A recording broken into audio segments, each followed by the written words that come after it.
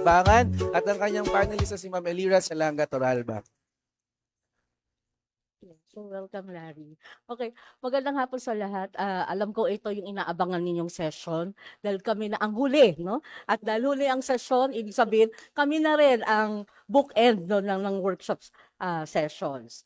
So, ang tatalakayin nating akda ay binanggit na yung Royal ni Larry Sabangan. So, sa mga nakilala sa akin, alam nilang mahilig ako sa Coke, no?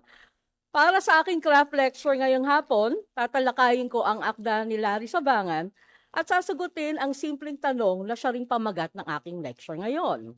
Bakit ko pipiliin ang Royal?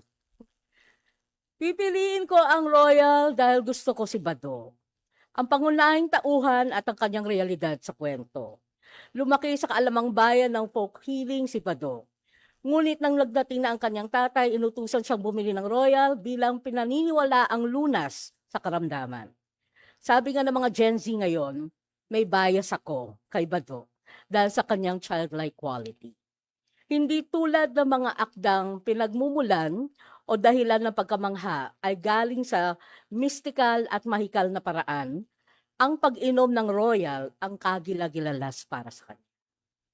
Pipiliin ko pa rin ang Royal dahil nananatili pa rin ang sense of wonder sa ordinaryo o karaniwan dahil nagiging misteryoso ito kahit papano sa isang karakter na malayo sa kanyang karanasan. Pipiliin ko ang Royal dahil sa payak na layunin lang ng akda. Bakit Royal at hindi Coke? Sa ibang paraan ng pagtatanong, bakit magsusoft drinks kung may albularyo, may manggagamot o may doktor? Pipiliin ko ang Royal dahil parang pusa si Bado. Isa sa katangiang nakakaaliw sa kanya ang kanyang kuryosidad at ang kanyang pagtataka. Pipiliin ko ang Royal dahil handa siya maging investigador at historiador. Sa kanyang isipan, ano ang lore ng Royal? Ano ang kanyang OG story? Pipiliin ko ang Royal dahil may sariling lore rin ang mismong may akda. Pipiliin ko ang Royal dahil may alamat rin tungkol sa bulok na sistema sa kalusugan at welfare. Pipiliin ko ang Royal dahil mapangahas at matapang si Bado. Hindi siya natatakot tikman sa unang pagkakataon ang soft drinks. Pipiliin ko ang Royal dahil nagsisilbing babala ang akda na ito. Nalampasan rin ng may akda ang takot nito o ang pag-iwas sa soft drinks dahil bawal ngang magkasakit ngayong mahal na ang lahat.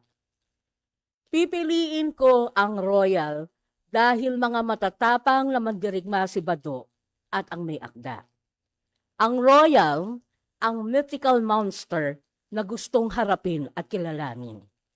Ang soft drinks ang makabagong nilalang sa kanyang pananaw.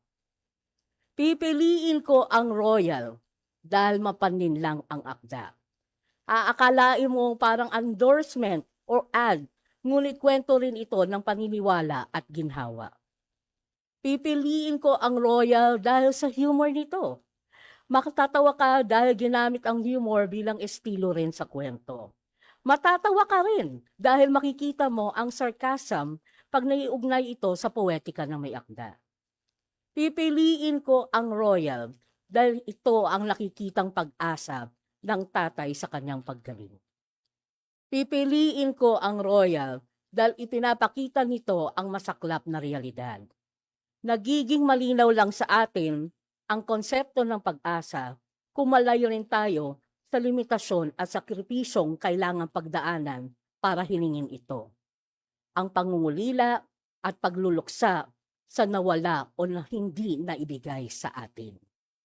Kaya salamat sa akda mo, Larry Sabangan, dahil nauunawaan ko na rin kung bakit masarap rin ang Royal.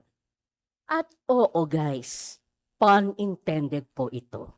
Maraming salamat and less than 10 minutes, Ma'am Will. Maraming salamat.